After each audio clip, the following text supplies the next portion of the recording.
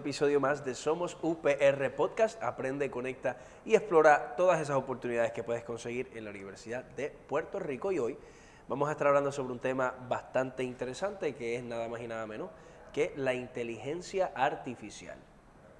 Tenemos 3 invitados que son expertos en esta materia, desde la Administración Central hasta CEOs de compañías y egresados de la universidad. Así que si se pueden presentar. Claro, saludos a todos los que nos ven y nos escuchan. Mi nombre es Emanuel Oquendo, soy egresado de la Universidad de Puerto Rico de Mayagüez, colegio, y encantado aquí de estar con cada uno de ustedes en esta conversación. Saludos, doctora Ana Mirena Lucumí, vicepresidenta de Programas Profesionales y a Distancia. Gracias.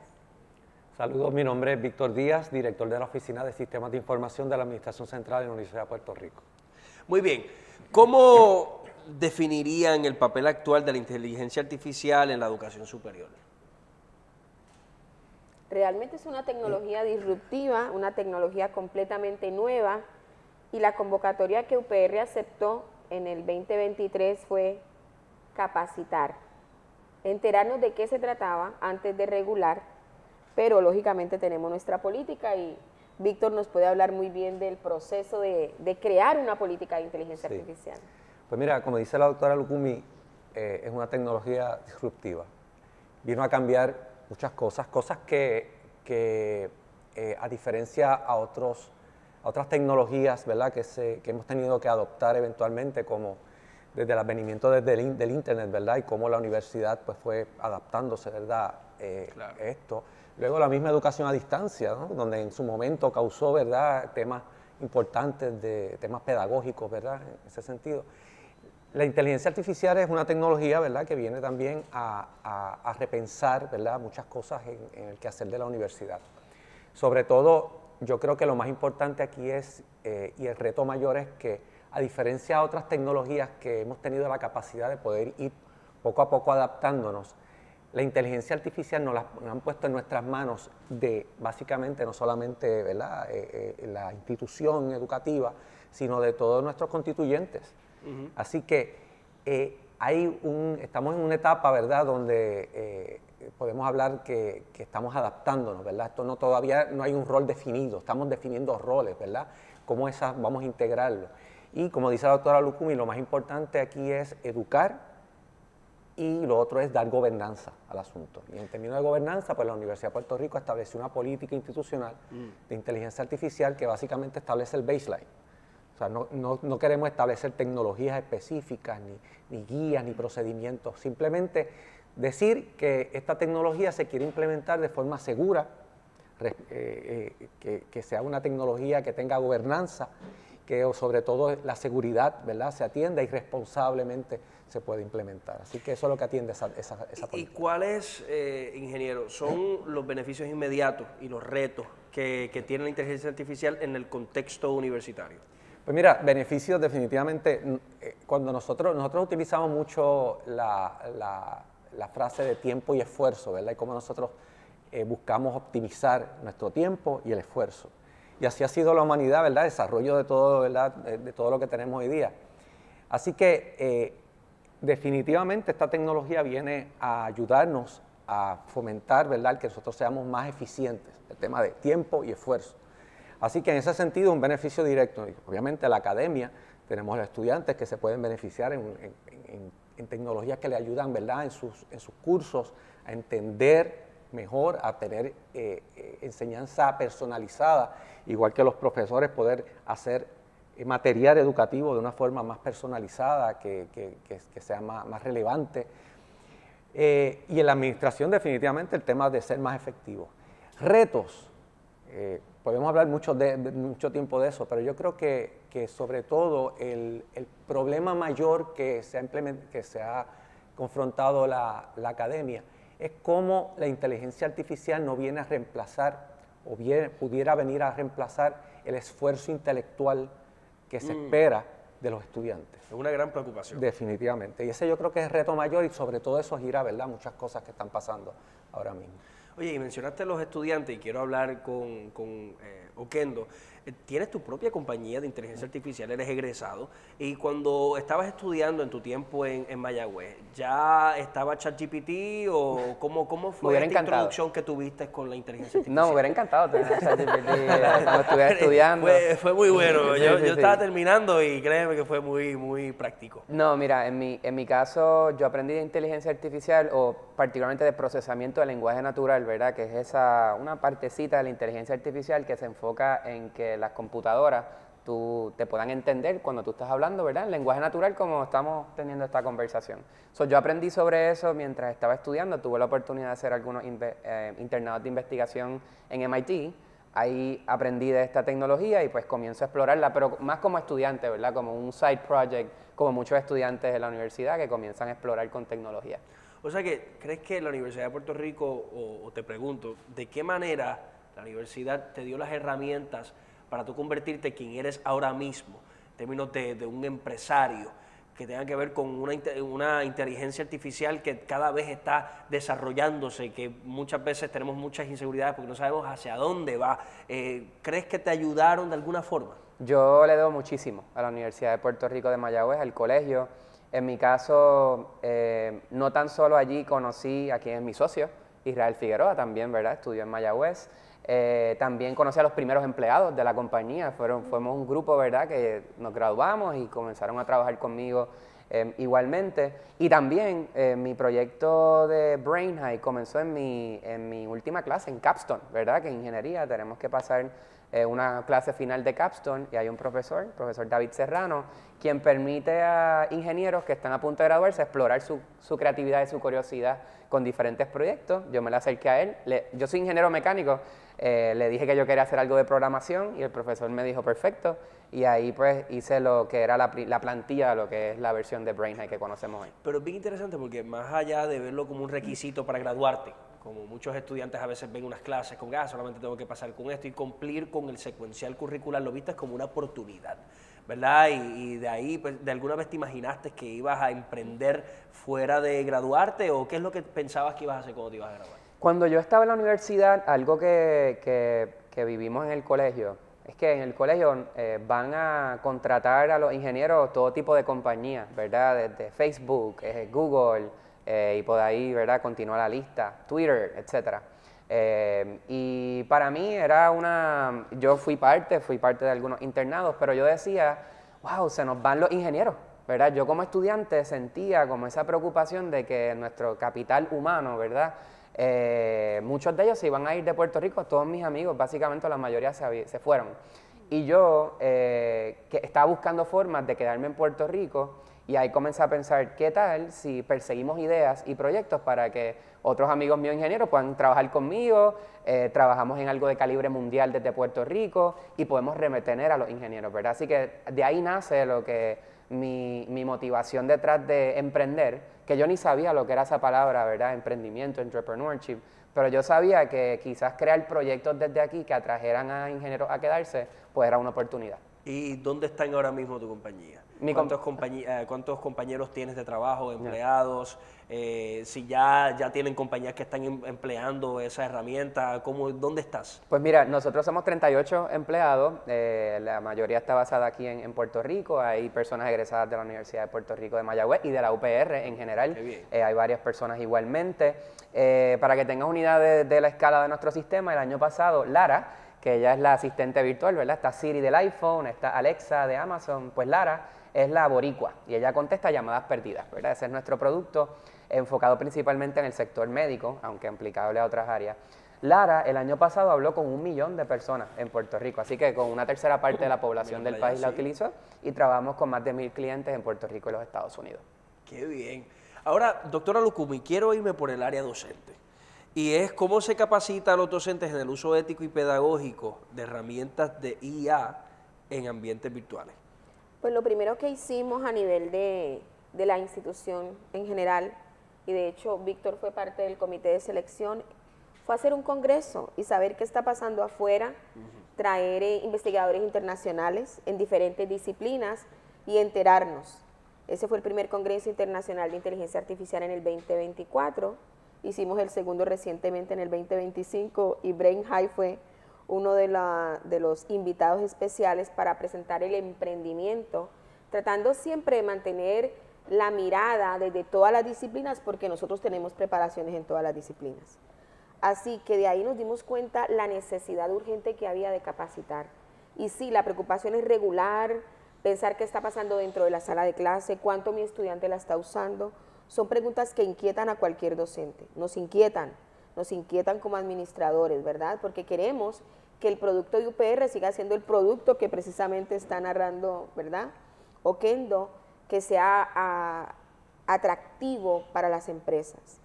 Y empezamos una relación con Microsoft, que nos hablaran de Copilot, porque desde los modelos de enseñanza y aprendizaje, si partimos de lo conocido a lo desconocido, es más fácil. Claro. Usamos la suite de Microsoft, ellos nos pueden dar esos adiestramientos como parte de los acuerdos que se establecen de contratación, y empezamos a mirar Copilot, a comprar licencias de Copilot, al menos a nivel de administración central, y a capacitar, pero a capacitar a toda la institución a través de webinars. Luego, estudiantes de Mayagüez que se están graduando en este mes que viene, los conocí en la coalición de inteligencia artificial, de ingeniería y de administración de empresas, y los contratamos, vamos a ponerlo así, los trajimos a nuestra oficina para que nos dieran talleres de cómo crear un Teacher Assistant con inteligencia artificial. Y hay muchos profesores ya trabajando con sus propias cuentas de ChatGPT, y también ellos están integrando otro tipo de herramientas, ¿verdad?, de la IA, para que el profesor se sienta acompañado en la gestión docente. Cuando el profesor logra desarrollar a su par digital, pues el estudiante va a recibir un servicio académico de mayor calidad, porque va a tener este asistente de cátedra 24/7. Y en eso estamos ahora mismo. Tenemos también el primer Prompt-a-thon a través de Microsoft, se va a hacer en Mayagüez, lo estamos coordinando esta semana apenas, y va a ser en Bayamón el primero y el segundo en Carolina. Y viene gente de Microsoft de afuera para hacer esa dinámica con 60 profesores y estudiantes, a ver qué sale de ahí. Es decir, que estamos con la bandeja abierta a capacitar, porque si las personas no saben, no pueden entender qué van a regular. Claro. Y no pueden aplicar ningún pensamiento ético sobre lo desconocido. Sabemos que sigue habiendo como un hueco negro en el futuro de la IA, pero eso no nos debe detener. Desde la trinchera del miedo tenemos que caminar hacia lo conozco y ya sé como docente qué sí y qué no, y qué grado de permisibilidad yo tengo como docente de utiliza la IA hasta aquí, permíteme ver qué estás haciendo o cómo como docente lo propongo. Y esa es la línea que estamos trabajando. Desde su oficina, ¿cómo están trabajando con los profesores que están presentando una alta resistencia completa a lo que es la inteligencia artificial? En realidad la teoría de cambio plantea que hay early adopters, con esos trabajamos. Una vez los que están así como asomándose de manera curiosa ven qué están haciendo los primeros que entraron, empiezan a llegar más. O sea, los de la resistencia van a llegar después. Y lastimosamente hay unos que nunca van a llegar. Claro. Eso es parte de todos los modelos de cambio, no solo con la IA, sino con todos los procesos de cambio. Sí te debo decir que el aspecto ético lo estamos atendiendo como una asignación especial. Cuando se aprobó el segundo congreso, el presidente me dijo, vamos a trabajar con la ética. Así que creamos lo que se llama la primera academia de ética, la integración de la inteligencia artificial, y son los mismos profesores, los early adopters, quienes están configurados como la facultad de la academia. Vamos a estar con el primer módulo presencial el 15 de mayo en el recinto de ciencias médicas. Se llenó. Ya las 345 sillas están llenas. Qué bien. Hay mucha demanda para lo que claro, la gente está inquieta y por lo tanto tenemos que seguir planteando webinars. El próximo webinar es la segunda parte de TIA con IA, Teacher Assistant con inteligencia artificial. Tenemos los Prompt-a-thon y seguimos por ahí con otras capacitaciones. Y ya que estamos hablando sobre la ética, ¿alguno de ustedes me puede dar un ejemplo de un uso ético y un uso antiético de la inteligencia artificial en el contexto académico? Una pregunta interesante, ¿verdad? Yo creo que el tema ético, ¿verdad?, se puede plantear desde el punto académico, sobre todo en el tema, como decía ahorita, ¿verdad?, del esfuerzo intelectual y cómo el estudiante podría establecer, ¿verdad?, o no utilizar su esfuerzo intelectual y ser sustituido, ¿verdad?, por Claro. algo que pueda representarlo, ¿verdad? No siendo él, ¿verdad? El que está produciendo ese esfuerzo. Así que desde ese punto de vista es un reto, pero yo creo que esto es ¿verdad? Como toda tecnología, como decía ahorita, nosotros, el tema de la resistencia hace que nos planteemos muchas cosas que todavía no tenemos respuesta. Claro. O sea, estamos todavía en un proceso de mirar, porque hay tanto cambio tan rápido. Fíjense que ni siquiera podemos definir qué tecnología definitivamente vamos a utilizar, porque hay una batalla de compañías donde hoy aquella saca, la compañía X, ¿verdad? Pues saca y dice que este es el mejor modelo, el otro saca este otro feature en su modelo y demás, y hay una batalla, y lo que está creando en realidad estamos en un momento donde puede haber confusión, donde lo más importante es la educación, ¿verdad? Educarnos y que exista en la institución gobernanza de cómo esto se va a implementar. En el tema ético, definitivamente la política aborda este tema, de cómo la universidad tiene que establecer guías, procedimientos, reglamentos que estén alineados con la política precisamente para atender, entre otras cosas, el tema ético. Hay una sección en la misma política donde se habla de la propiedad intelectual, ¿verdad? En el área de research, ¿verdad? De investigación que hace la institución, cómo la inteligencia artificial impacta esto y cómo se presenta, ¿verdad? Aquello que fue asistido por inteligencia artificial para crear nuevo conocimiento. Así que hay muchas cosas que se tienen que estar repensando, ¿verdad? Y esto, una tecnología disruptiva, ¿verdad? Tenemos que mirarlo como que a corto plazo no podemos tener todas las respuestas, tenemos que ir poco a poco, ¿verdad? Sintonizando qué es lo que puede estar pasando en la universidad. Así que el tema ético es uno de muchos, ¿verdad? Pero posiblemente el más importante, porque una cosa que no quisiera pasar por alto, la sustitución de la capacidad intelectual, ¿verdad? Del proceso cognitivo en el área educativa, pero qué tal de reemplazo de roles, ¿verdad? Claro. En la universidad, que es un tema importante también. Y esto es algo que se está discutiendo mucho, ¿verdad? En la empresa, ¿verdad? En la academia y en otros sectores. Así que lo que tenemos que ver es cómo nosotros, ¿verdad? El ser humano no se convierte en un espectador únicamente, sino que tiene la capacidad decisional, ¿verdad? Para controlar y no dejarle inclusive a las grandes compañías que decidan lo que nosotros vamos a hacer y cómo hacerlo, ¿verdad? Así que eso es bien importante. Son temas profundos, ¿verdad? Y desde el punto de vista tecnológico uno podría decir, ¿no? Claro. Bienvenido a toda la tecnología y demás, Sí. pero hay que verlo en su justa perspectiva, sobre todo cómo esto está cambiando la sociedad, cómo está cambiando nuestra forma de ver las cosas. La generación que está naciendo ahora, mis nietos, o sea, van a tener esto o sea, van a vivir esto desde sus primeros pensamientos, ¿verdad? Racionales. Así que, ¿cómo eso va a hacer que sea un ser completamente diferente en términos de cómo interacciona, ¿verdad? Con su mundo, eventualmente con sus estudios y su trabajo. Son temas, yo recuerdo que hace un tiempo atrás, algunos años atrás, recuerdo una presentación que decía que nosotros en la universidad estamos educando a estudiantes, a personas para profesiones que todavía no existen.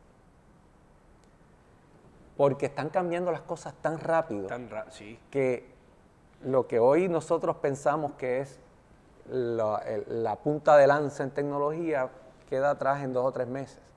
Así que eso representa un gran reto para las instituciones educativas, ¿verdad? Nosotros debemos repensar cómo educamos, ese proceso de enseñanza y aprendizaje, cómo lo rediseñamos para tratar, ¿verdad?, de ir sintonizando con lo que está pasando a nivel, ¿verdad?, disruptivo en todo nuestro mundo.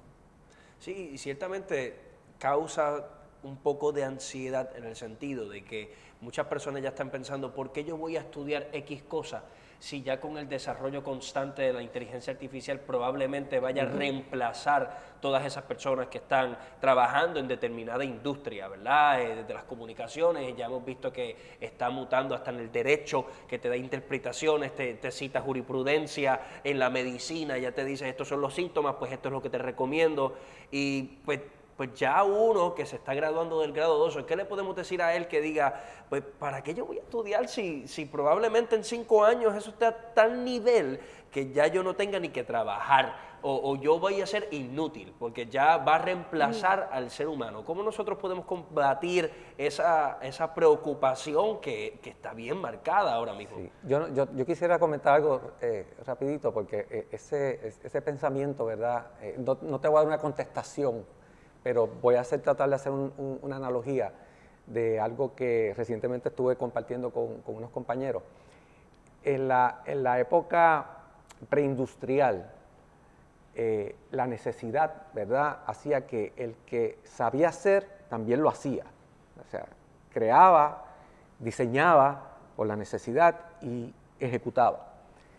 La era industrial trae está el que diseña, el que piensa, el cómo optimizar, y está el que hace, ¿verdad? Y crea como que empieza a crear una diferenciación en esta época, ¿verdad? En esa era industrial.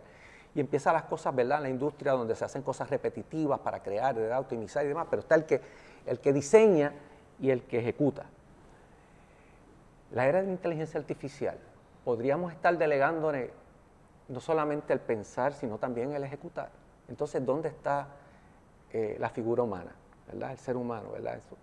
Así que no tengo una contestación, pero como decía ahorita, tenemos que tener en cuenta de no convertirnos o pensar que nos vamos a convertir, como tú dices, en espectadores, ¿verdad? Porque todo va a suceder. A mí me gusta mucho, y yo lo digo en mis presentaciones, a todo el mundo lo invito a que busquen una película que tiene muchos años, pero que tiene un gran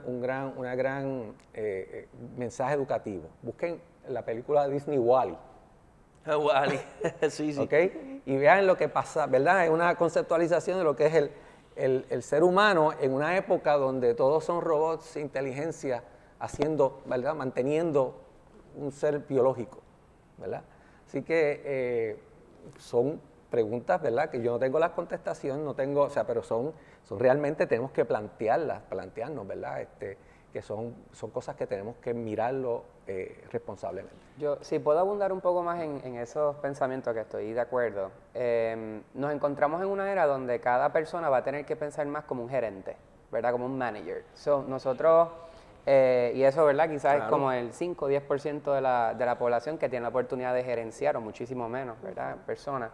Pero ahora nuestro acercamiento con la tecnología, ¿verdad?, la pregunta se vuelve más importante que la respuesta, porque, ¿verdad?, uno necesita simplemente la pregunta correcta, el prompt correcto, en el promptathon que van a hacer, ¿verdad?, con Microsoft. Necesitamos la pregunta correcta, el prompt correcto para que estos sistemas nos puedan responder.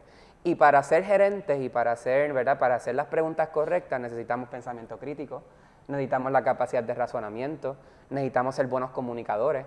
Y esas son las destrezas, ¿verdad?, básicas que queremos ver en las escuelas, desde chiquitos hasta la universidad. Ahora, que que la inteligencia artificial va a reemplazar roles, sin duda.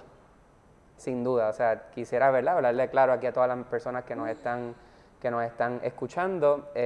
Y lo interesante es que la inteligencia artificial nos sigue sorprendiendo, porque si hubiéramos hablado una década atrás sobre qué roles la inteligencia artificial pudiera reemplazar, la respuesta hubiera sido diferente a lo que está ocurriendo. Los roles que más impacto están experimentando por la inteligencia artificial son los roles creativos. Un rol, ¿verdad?, como un artista, ¿verdad?, puede utilizar este tipo de herramientas para generar contenido. Un ingeniero, ¿verdad?, ya nosotros tenemos herramientas que nosotros proyectamos que duplican la productividad de un ingeniero. Literalmente estamos equipando a nuestros ingenieros actualmente con un copiloto que el ingeniero le dice, mira, hazme esto por favor, y el sistema se lo programa completamente, lo sube a la nube. Que estamos viendo ya un movimiento tan y tan rápido de estas tecnologías, como mencionan mis compañeros, que definitivamente yo invito a todas las personas que están ahora mismo, ¿verdad? Debatiendo en qué me enfoco. Número uno, las destrezas, como dije, de pensamiento crítico y todas esas cosas son son aún más importantes hoy. Oiga, y ya la inteligencia artificial lleva diciéndole qué pensar a todos ustedes desde hace décadas atrás cuando empezamos a usar las redes sociales. Son algoritmos de inteligencia artificial los que no. Que por eso es importante uno, como ser humano, ¿verdad? En qué uno cree, cuáles son nuestras convicciones. Súper importante desarrollar eso, y ningún lugar mejor que la universidad para conseguir, ¿verdad?, ese espacio. Pero igualmente, cualquier rol que usted esté pensando allá, maestro, profesor, doctor, todos estos roles van a ser equipados con un copiloto, un sistema de inteligencia artificial que va a hacer personas mucho más productivas.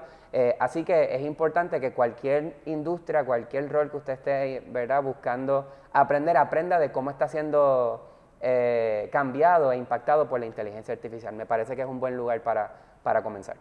Entonces te pregunto, Emanuel, ¿no tienes una preocupación de que como ya la inteligencia artificial está en tantas compañías desarrollando de distintas formas, la competitividad va a ser a tal punto donde vayan las grandes a oprimir las pequeñas? No, tú como empresario que está comenzando, que ya son bastante grandes, ya tienen 30 y pico de empleados, ya no, o sea, no es algo pequeño, pero no tienes cierta ansiedad de que, bueno, puede que alguna pues tenga otro ChatGPT, esa misma compañía, OpenAI, haga otra herramienta que quizás destruya la tuya? ¿Cómo puedes sobrevivir en la competencia constante de algo que está creciendo de una forma descontrolada? Eso es una gran pregunta, y te debo decir que para nada me preocupa, porque en nuestro caso, nuestro negocio no es competir con OpenAI, no es competir con Google, ¿verdad? No es competir con estos sistemas. Lo que está ocurriendo es que la cognición, lo que era algo que estaba reservado al ser humano, la capacidad de entender, la capacidad de hablar, ¿verdad?, ya no es algo que está reservado al ser humano. Y eso, hay varias compañías que están yendo tras esa gran oportunidad, ¿verdad?, que es crear lo que es superinteligencia, que estamos en camino hacia eso. OpenAI, Google, Apple, Meta, ante Facebook. Nuestro negocio no es eso. Nuestro negocio no es trabajar en desarrollar estos cerebros artificiales. Nuestro negocio es convertir esos cerebros artificiales en sistemas de acción que se conviertan casi en empleados virtuales, ¿verdad?, que puedan tener roles y que puedan tomar acciones dentro de una organización. Y ese es el tipo de cosas que requiere un contacto directo con las empresas, requiere integración a sus sistemas, verticalización, y pues ese es nuestro negocio. Muy bien. Doctora Lucumí, ¿cuál es el futuro de la Universidad de Puerto Rico en paralelo con la inteligencia artificial? Bueno, el proceso de capacitación debe continuar y probablemente va a haber que hacer ajustes en regulación, pero todo parte de la sala de clases presencial y virtual, así que nuestro foco son los profesores porque los estudiantes de una u otra medida lo usan. Va a ser bien difícil que el estudiante lo utilice y un profesor nunca lo haya utilizado. Así que el énfasis en capacitación e investigación debe ser continuo, permanente y cada vez de pronto más acelerado, porque esta es una inteligencia que, como bien decía Víctor, no nos da tiempo. Estamos aquí con una compañía y de repente 3 días la otra sacó algo nuevo. Yo pienso que, volviendo a lo que has preguntado de la ética, el principio ético es un comportamiento completamente individual.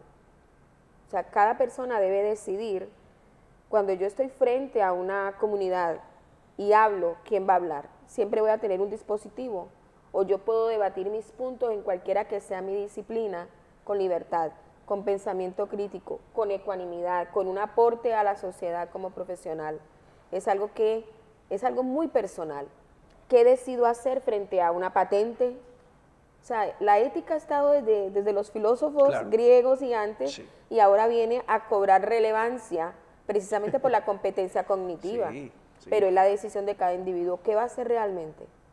No, y me encanta esa pregunta porque es, ¿qué vas a hacer? ¿Vas a permitir que esto tome control de tu forma de pensar? O sea, ya no vas a pensar, yo solamente vas a hacer la primera pregunta que tengas, se la escribes y lo que te diga ChatGPT, eso es ley y no lo vas a cuestionar, no vas a buscar referencia, no vas a desarrollarte cognitivamente. Así es, ¿lo vas a utilizar como una herramienta o lo vas a utilizar como algo que te controla, verdad? Y eso es en cualquier industria. Esto está creciendo, esto va a ser mejor, pero ¿vas a permitir que te domine o lo vas a dominar a él, verdad? No, y si puedo abundar en algo que a mí me encantaría continuar fomentando en Puerto Rico es el pensamiento emprendedor, el pensamiento empresarial, Y si hay un momento donde cada persona hoy en día puede pensar en grande, es hoy.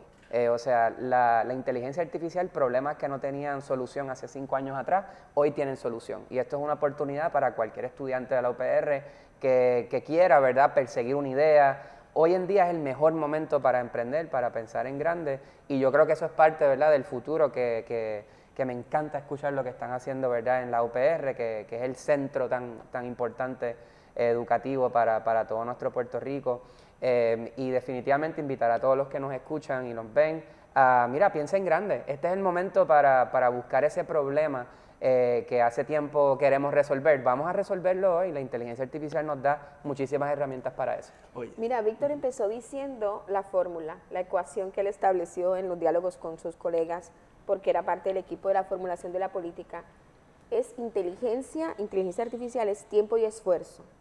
Y él está indicándonos que básicamente es el tiempo propicio, sobre todo en este momento de la agéntica, de que cada cual pueda emprender. Así que es una oportunidad divina de hacer las cosas más rápido. Nos tendríamos que enfocar en niveles de pensamiento alto, porque la inteligencia nos puede reemplazar lo que es repetitivo, nos acelera la investigación, nos trae los datos más rápido. De esta manera, no va a ser que, sigue siendo para mí una hipótesis, que la inteligencia artificial sustituya al ser humano, como bien expresaste. No creo eso, pienso que lo tenemos en la mira de la investigación, porque realmente las personas que van a trabajar con inteligencia artificial son las que pueden sustituir a otro ser humano. Es decir, todos nos tenemos que involucrar en esto. De acuerdo. En la convocatoria a la coalición de inteligencia artificial desde UPR, agencias gubernamentales, privadas, a las instituciones privadas, también educativas de todos los niveles, era precisamente para que miráramos el fenómeno de cerca desde todos los ángulos, salud, seguridad, todo lo de ética, política pública, educación. Y esa mesa sigue abierta. De hecho, va a haber una reunión pronto y Brain High está invitado a ser parte de la coalición de inteligencia artificial. Y si puede abundar algo a lo que comenta la vicepresidenta, nosotros totalmente de acuerdo con que la inteligencia artificial no reemplaza al ser humano. Yo pienso que va a reemplazar roles. Entonces, por ejemplo, diseño gráfico, ¿verdad? Esto es un tema que hace un par de semanas atrás ChatGPT lanzó esta nueva tecnología que genera imágenes y ya, ¿verdad? Vemos, yo, ¿verdad? Estoy en el espacio de startups, en diferentes networks, y ya varios startups dijeron, mira, no vamos a contratar diseñadores gráficos porque podemos simplemente utilizar a ChatGPT para que nos genere un post, por ejemplo, para las redes sociales.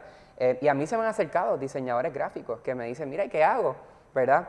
El ser humano sigue siendo irreemplazable porque le da la oportunidad a un diseñador gráfico que tiene la destreza de storytelling. Ahora, claro, con inteligencia artificial puede generar contenido visual, videos, ¿verdad? Con herramientas como Sora, por ejemplo. Puede conectarlo con marketing igualmente, puede conectarlo con ingeniería. O sea que lo que tenemos que buscar es cómo esto nos permite seguir explorando nuestra creatividad, ¿verdad? Y estas tecnologías nos presentan esa oportunidad. Me encantaría seguir hablando sobre este tema, podemos estar días porque es un tema sumamente interesante y de verdad que les agradezco de hacer presencia aquí y grabar este tipo de contenido que es bien importante porque este tema es importante, ¿verdad? Y nada, quiero destacarte porque ha sido un ejemplo para muchos estudiantes de que verdaderamente siempre cuando hay ganas se puede lograr cualquier cosa y de verdad que para mí es un orgullo escuchar que un egresado de la Universidad de Puerto Rico ya tan temprana edad tiene una compañía con más de 30 y pico empleados de todas partes del mundo. Gracias. Y que esté emprendiendo sin miedo alguno y que la Universidad de Puerto Rico contribuya a ese desarrollo significa que nosotros también seguimos aquí como una excelente institución y opción académica para ti. Así que, sin nada más que agregar, esto ha sido Somos UPR, Aprende, Conecta y Explora, y te vemos en el próximo episodio.